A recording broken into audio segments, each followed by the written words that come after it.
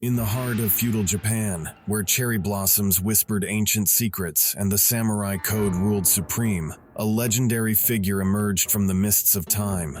This is the tale of Miyamoto Musashi, the wandering swordsman who became revered for his mastery of the sword, philosophy, and art. In 1584, within a humble village in Harima Province, the stage was set for the birth of a future legend. Miyamoto Musashi's father, Shinmen Munisai, a skilled vassal, adept in both the katana and jite, had achieved notable success in his youth. In the presence of Shogun Ashikaga Yoshiaki, he won 2 out of 3 duels against Yoshioka, a master swordsman, earning him the esteemed title of Best in Japan. With samurai blood running in his veins, Musashi was destined for greatness. The villagers, captivated by the intensity in his gaze and the fire within his spirit, sensed that Musashi was exceptional from the very beginning. Little did they know that the sleepy village would one day echo the tales of Musashi's remarkable achievements. Under the guidance of his father, Musashi immersed himself in the teachings of the sword from a young age. At the age of 7, Musashi began Buddhist education under his uncle Dorinbo. These 2 role models sowed the seeds which later made Musashi not just a martial artist, but also a philosopher. Musashi wanted to test his skills in a life-or-death scenario as soon as possible, and at the age of 13, he accepted a public challenge from Samurai Arima Kihei. Despite Dorinbo's disapproval, Musashi faced Kihei's wakizashi armed only with a quarterstaff. In a display of unparalleled skill, Musashi swiftly emerged victorious, setting the stage for his remarkable journey in the world of martial arts. Improving much faster than anyone expected, Musashi Miyamoto understood that he could only achieve mastery if he left his home village. At the age of 15, he made the difficult decision to leave his home in search of his unique path. His departure was a solemn affair, as he bid farewell to the villagers who had watched him grow and the cherry blossoms that had witnessed his earliest struggles.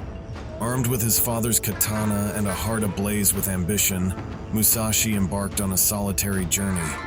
The winding roads and mist-covered mountains became his companions as he wandered through the diverse landscapes of feudal Japan, seeking challenges that would forge his skills into something extraordinary. Musashi's journey was not a simple pilgrimage. It was a quest for enlightenment through the crucible of combat.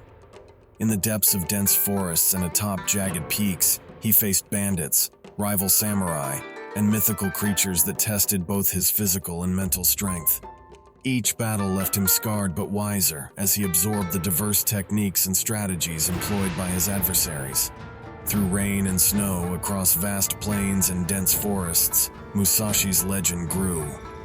Villages spoke of a wandering swordsman with an aura of quiet intensity, leaving an indelible mark wherever he went. His journey became a tapestry of battles, each one adding a new thread to the epic tale of Miyamoto Musashi.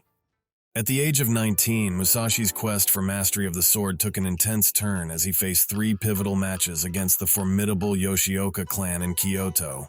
These encounters would not only test his physical prowess, but also solidify his reputation as a peerless swordsman. In the picturesque Yamashiro province west of Mount Funaoka, the stage was set for Musashi's first encounter with the Yoshioka clan.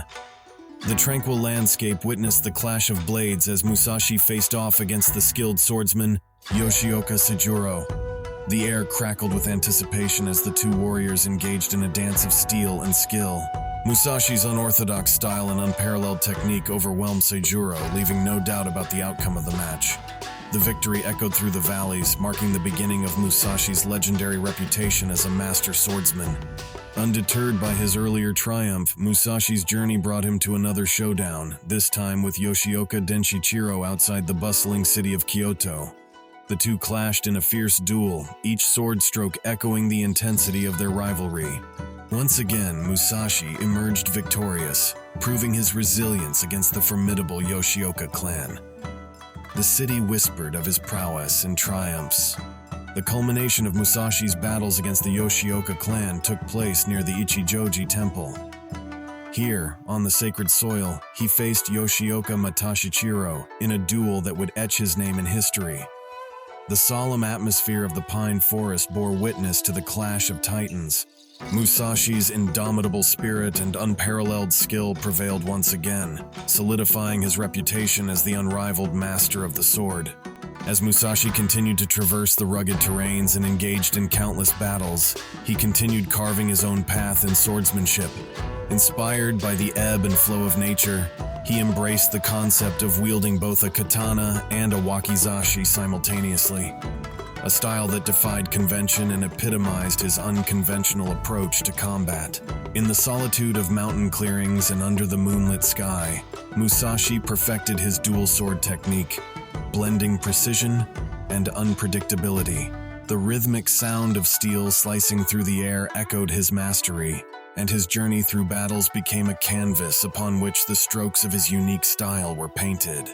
Miyamoto Musashi, the solitary wanderer, had not only mastered the traditional ways of the katana but had also forged a path uniquely his own. The mountains and battles had become his teachers, shaping the legend of a swordsman who walked the fine line between chaos and mastery. Little did he know that his journey was leading him towards an encounter that would solidify his place as one of Japan's greatest swordsmen, the legendary duel at Ganryu Island. News of Miyamoto Musashi's exploits spread like wildfire, carried by the whispers of the wind through the bamboo forests and the murmurs of awe in the villages he visited. His reputation as a wandering swordsman, undefeated and unrivaled, attracted challenges from warriors seeking to prove their worth against the legendary figure. As Musashi journeyed, he faced an increasing number of adversaries, each more skilled and determined than the last. The trials were relentless, but Musashi's resolve only deepened. His dual sword style slashed through the opposition with an artistry that left spectators in awe. Amidst the challenges, a name emerged: Sasaki Kojiro, a formidable swordsman known for his unparalleled skill with the nodachi, a long and powerful blade that gave him a reach advantage over most opponents.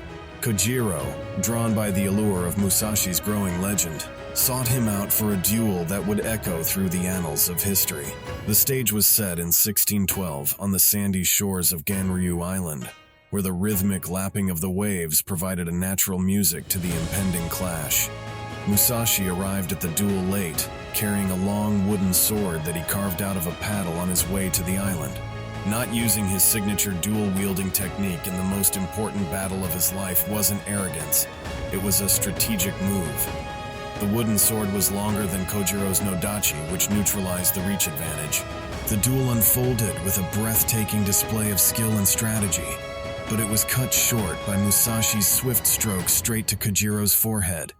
The onlookers, hushed in anticipation, erupted into a mixture of gasps and cheers as they witnessed the defeat of the mighty Sasaki Kojiro. The victory at Ganryu Island cemented Musashi's status as an unmatched swordsman. Tales of the duel spread far and wide, solidifying Musashi's place in history as the wandering swordsman who had triumphed over all who dared to challenge him. From that moment onward, Musashi's name became synonymous with mastery, and his story was etched into the fabric of Japanese folklore. Musashi, having faced the pinnacle of challenges and emerged victorious, continued his journey with an enduring legacy that would survive through the ages. After the victorious duel at Ganryu Island, Miyamoto Musashi found himself drawn into the tumultuous currents of the Sengoku period. The clash between the Toyotomi and Tokugawa clans marked a pivotal moment in Japanese history. And Musashi, with his unparalleled skills, couldn't remain a passive observer. Musashi began his service under Toyotomi Hideyori at the age of 30, serving from 1614 to 1615. The chaos of war became a canvas for Musashi's strategic brilliance, and his dual sword style carried him through enemy lines with a precision that left both allies and foes in awe. Following the dissolution of the Toyotomi clan, Musashi found himself in the service of Lord Ogasawara, a wise and discerning lord who recognized the value of Musashi's skills beyond the battlefield. Under Lord Ogasawara's guidance, Musashi became an advisor in the Akashi Castle construction. His keen understanding of war, tactics, and strategy played a crucial role in the castle's design, making it a formidable stronghold that stood as a testament to Musashi's versatility and strategic acumen. As Musashi's reputation continued to grow, Aspiring warriors and samurai sought to learn from the legendary swordsman. His teachings went beyond the physical techniques of the sword. Musashi imparted his philosophy on strategy, mindset, and the ways of the warrior. He attracted a diverse group of disciples, each eager to absorb the wisdom of the wandering swordsman. Under his guidance, they learned not only the art of the sword, but also the importance of adaptability, intuition, and the integration of mind and body in combat. Musashi's influence became a guiding light for a new generation of warriors, ensuring that his legacy would endure even beyond his mortal years. Towards the end of his life, the once wandering swordsman found solace in quieter pursuits, reflecting on the countless battles, victories, and disciples he had mentored. With the passing of time, he withdrew from the chaos of the outside world, seeking a more contemplative existence. In his final years, Musashi embraced the role of a philosopher, delving into the profound aspects of life and the nature of existence. He penned his thoughts in a renowned work known as the Book of Five Rings, a treatise that encapsulated his insights on strategy, tactics, and life as a whole. Musashi Miyamoto passed away in 1645 at the age of 61, but his name and legacy live to this day.